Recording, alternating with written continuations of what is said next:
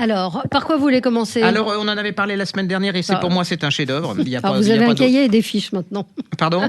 Vous avez un cahier et des fiches. Oui, j'en ai.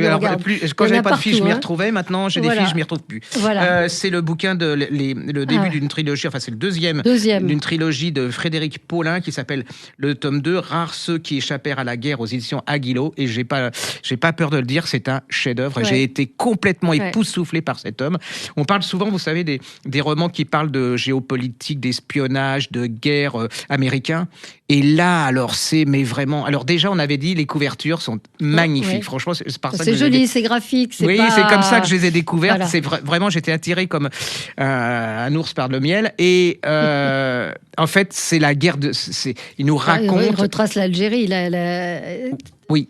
Enfin, allez-y. Non, mais je vous laisse. Non, allez-y, j'en ai parlé la semaine dernière. Là, le tome 2, il parle de la guerre au Liban. Et c'est absolument. Oui, parce qu'il y avait eu l'Algérie précédemment. Oui, il y avait l'Algérie. C'est ce que je voulais dire. Il y avait une trilogie absolument passionnante. Et là, cette fois-ci, c'est la guerre du Liban. C'est la guerre du Liban. Ça parle de ces otages français. Et il y a un immeuble qui s'appelle Drakkar, où sont cantonnés les soldats français, et ça explose, et il va y avoir, je crois, plus de 60 morts. C'est absolument abominable.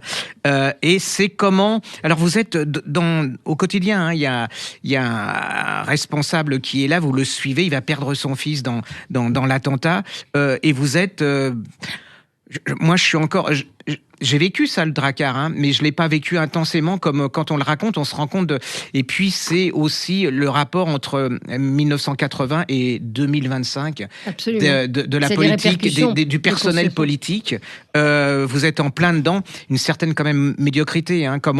Et puis, comment la France n'est plus ça va, moins elle a d'action là-dessus. Alors, les policiers se déplacent au Liban, se déplacent à Beyrouth, mais on se rend compte qu'en fin de compte, ils jouent plus. Il y a plus de jeu. Au niveau les Français, ils sont presque hors jeu. Et c'est la souffrance. C'est ces gens qui aiment ces soldats. Franchement, je peux pas vous le raconter parce que c'est très bien construit en plus parce que vous avez des personnages centraux, on va dire principaux, et puis autour gravitent d'autres personnages.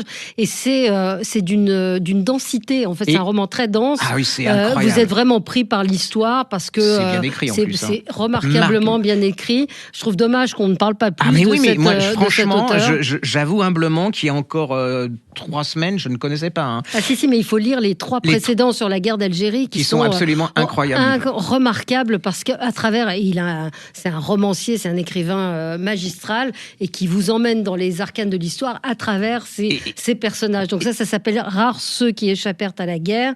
C'est le 2e tome. Oui, et si vous ne comprenez pas trop ce qui se passe actuellement dans le Moyen-Orient, là vous avez, mais alors c'est incroyable parce que il éclaire la situation d'aujourd'hui. Vous comprenez les arcanes, le jeu des politiciens, en fait comment les grands empires se reconstituent sur nous. Où il y a là, c'est vraiment nous on est des bisounours. Il faut commencer par Nul ennemi comme un frère, qui est le premier, et Nul ennemi comme un frère, ça vous amène effectivement, c'est le premier ouvrage de cette trilogie. J'en parle très très mal, mais c'est vraiment parce que j'ai été vraiment... c'est un chef-d'œuvre. J'en suis parvenu encore. C'est vraiment...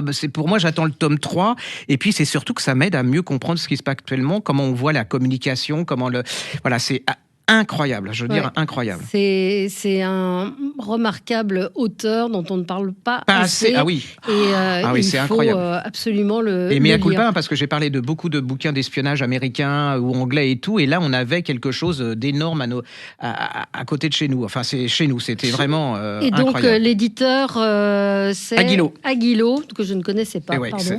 Mais franchement, formidable moment de lecture et encore une fois la guerre d'Algérie précédemment, ensuite le Liban, et qui fait effectivement le parallèle avec aujourd'hui les conséquences de cet attentat du Drakkar sur la politique aujourd'hui.